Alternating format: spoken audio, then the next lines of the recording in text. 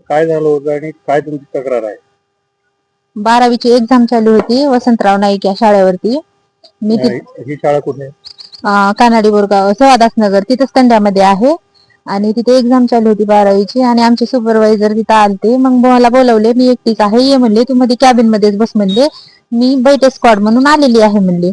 ठीक आहे म्हणले, येते म्हणले. मी डबा वगैरे घेऊन, म्हणजे त्यांनी नाश्ता वगैरे केलं नव्हतं म्हणून मी डबा वगैरे घेऊन गेले होते तिथं. मग तिथं त्यांच्या मुलाशी ओळख झाली.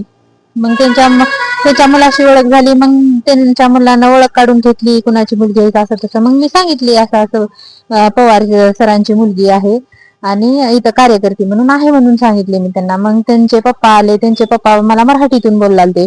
मग त्यांच्या मुलांना म्हणले, त्यांचे पप्पा बाबूराव किसन जाधव आले आणि विकी जाधव यांनी त्यांना सांगितले की ही पवार सरांची मुलगी आहे आणि इथं असं असं कार्यकर्ती म्हणून लागलेली आहे शाळेवरच. बरं बरं म्हणलं. मग त्यांनी नंबर मागितले. नंबर मागितल्यानंतर आता कोण पण देतेस ना त्यानं शाळेतला बापाच्या वयाचा, त्यानं तसं कशाला बोलल म्हणून नंबर देऊन टाकले मी. मग दिल्यानंतर नंबर त्यांनी कॉल वगैरे काहीच केलं नाही. मग 19 तारखेला डायरेक्ट कॉल केला.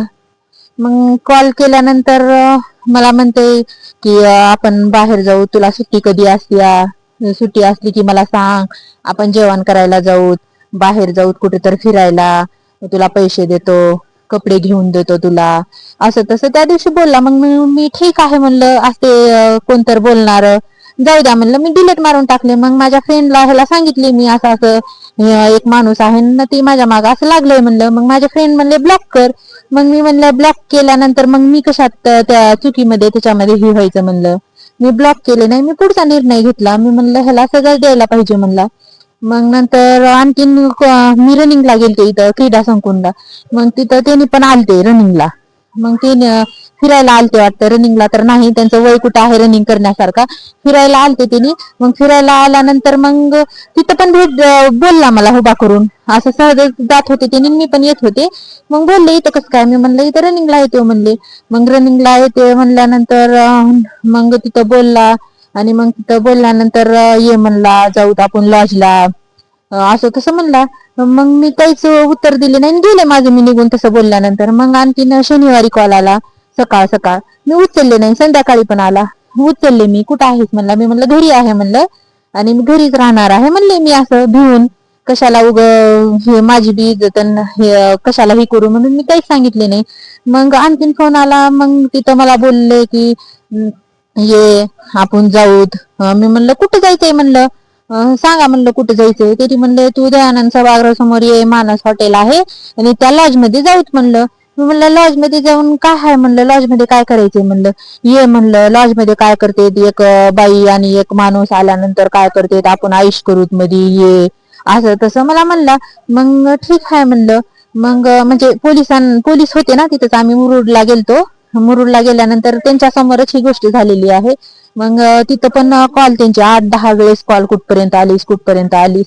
मग मी त्यांना सांगतच राहिले, मी काडगावला आले, जवळाला आले, गाडी पंक्चरच झाल्या, असं तसं. म्हणजे पोलीस लोक त्याला पकडायला येणार होते आणि मी तिथंच होते आणि मी आल्यासारखं केले त्यांना.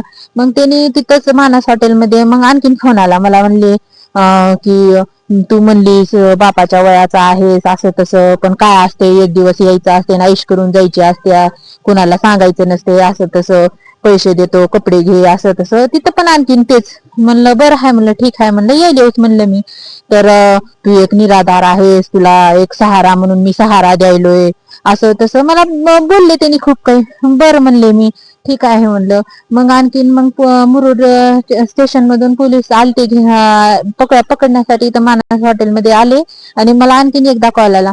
मला म्हणले कुठं, मी म्हणलं 5 नंबरला आलो. मग त्यांनी म्हणले इथं आलीस की खाली रिसेप्शनला आधार कार्ड देऊ नकोस म्हणले. म्हणलं ठीक आहे म्हणलं. आणि त्यांनी नाव जर विचारले तर नाव तुझं सांगायचं नाही म्हणले, माझ्या बायकोचं सांग म्हणले, माझ्या बायकोचं कमल बाबूराव जाधव म्हणून सांग म्हणले. ठीक आहे म्हणलं. मग मी विचारले रूम नंबर किती आहे. त्यांनी रूम नंबर पण सांगितला 205 आहे म्हणून. मग 205 मध्ये डायरेक्ट तिथं पोलीस गेले आणि त्यांनी तिथंच होते रूम मध्ये, त्या लॉज मध्ये माझी वाट बघत बसलेली होती. पण त्यांना वाटलं की मीच आले काय की म्हणून दरवाजा ओपन केला. आणि दरवाजा ओपन केल्यानंतर तिथं पोलीस होते. मग त्या पोलिसांनी त्यांना पकडून आणला आणि आणून मग तिथं पोलीस स्टेशन मध्ये तिथं हे केला. आणि एवढाच माझं म्हणणं एवढाच आहे की मला न्याय भेटावा आणि त्यांना कडीत कडी सजा भेटावी, कारण तिथं त्या शाळेमध्ये लहानपासून मोठ्या मुली आहेत. ही गोष्ट माझ्यासोबत झाली, त्यांच्यासोबत होऊ नये म्हणून निर्णय पाहिजे मला.